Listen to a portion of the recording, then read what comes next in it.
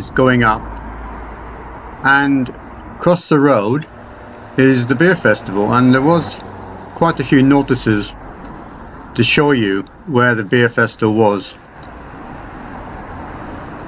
This is just one of them coming up, and then you've got the main one, which is actually on the outside of the beer festival itself.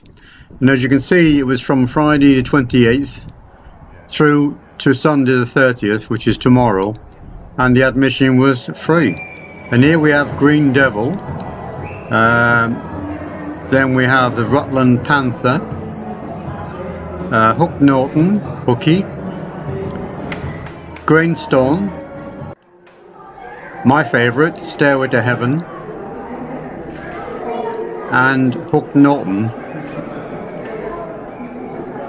Then we have Dickfield. Plenty of